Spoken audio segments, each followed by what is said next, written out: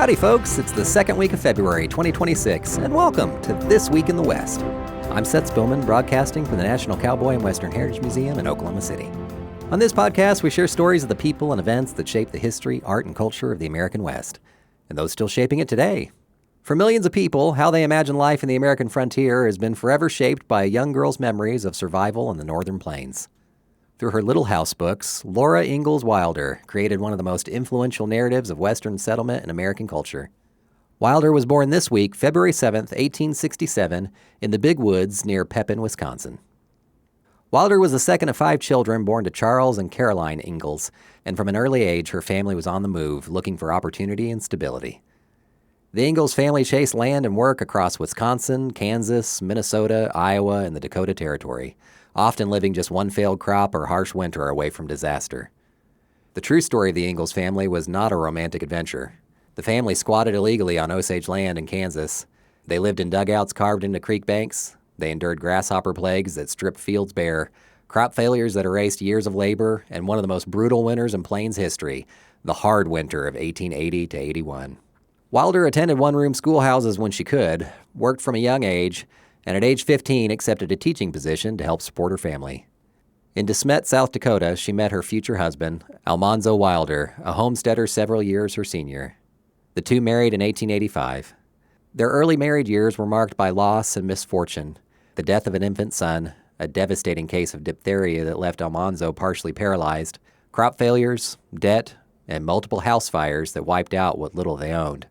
These experiences were later chronicled in Wilder's book, The First 4 Years, a stark and unsentimental account of frontier marriage that differs noticeably in tone from the gentler Little House books. After years of instability and even a brief, unsuccessful attempt to start life over in Florida, the couple settled permanently at Rocky Ridge Farm near Mansfield, Missouri. It was also there, well past the age when most writers begin their careers, that Wilder found her voice. Encouraged by her daughter, Rose Wilder Lane, Laura began writing seriously in her 60s. In the early years of the Great Depression, she turned to her memories, writing an autobiographical manuscript called Pioneer Girl. Publishers rejected it as too bleak, too adult, and too honest. So Wilder rewrote, envisioning writing for an audience of younger readers. The result was Little House in the Big Woods, published in 1932 when Laura was 65 years old. It was an immediate success. More books followed. Little House on the Prairie, On the Banks of Plum Creek, By the Shores of Silver Lake, The Long Winter, Little Town on the Prairie, and These Happy Golden Years. In each book, Wilder grew older and the stories grew more complex. The series provided a rich example of the day-to-day living of pioneers in the 19th century.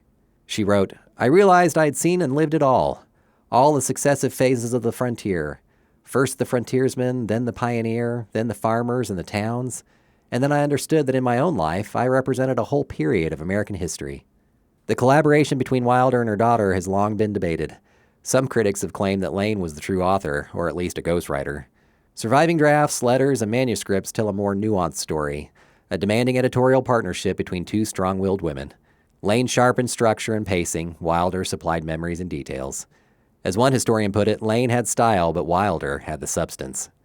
Of course, many people know about Wilder's work from its adaptations, including a long-running television series from the 1970s and 80s. The show was honored at the Western Heritage Awards here at the Cowboy, and in 1998, the entire cast was inducted into the Hall of Great Western Performers. A new version of the Little House series is coming to Netflix in 2026. But Laura Ingalls Wilder's legacy is not without complication. In her books, Native Americans appear in simplified ways, often portrayed as obstacles more than people with their own histories. These portrayals have drawn criticism from modern readers and scholars. In 2018, the American Library Association removed Laura Ingalls Wilder's name from its Lifetime Achievement Award for Children's Literature. Wilder's more unfiltered view of her life was eventually heard. Her autobiography, Pioneer Girl, published in annotated form in 2014, shows a much rougher, more adult version of frontier life. Laura Ingalls Wilder died in 1957 at the age of 90, long after the frontier she described had vanished. She's buried beside Almanzo in Mansfield, Missouri, with Rose nearby. And with that, we say farewell to our Ma's and Pa's after another episode of This Week in the West. Our show is produced by Chase Spivey and written by Mike Kaler. Follow us and rate us on Apple Podcasts or wherever you hear us. That'll help us reach more people. Come visit us in Oklahoma City. You can now buy tickets online at thecowboy.org/tickets. Got a question or a suggestion? Drop us an email at podcast@thecowboy.org. We leave you today with the words of author Caroline Fraser, who won a Pulitzer Prize in 2017 for her biography of Wilder entitled Prairie Fires.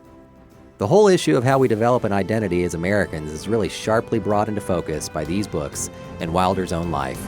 So that is a real reason why people keep coming back to them. Much obliged for listening, and remember, come find your West here at the National Cowboy and Western Heritage Museum.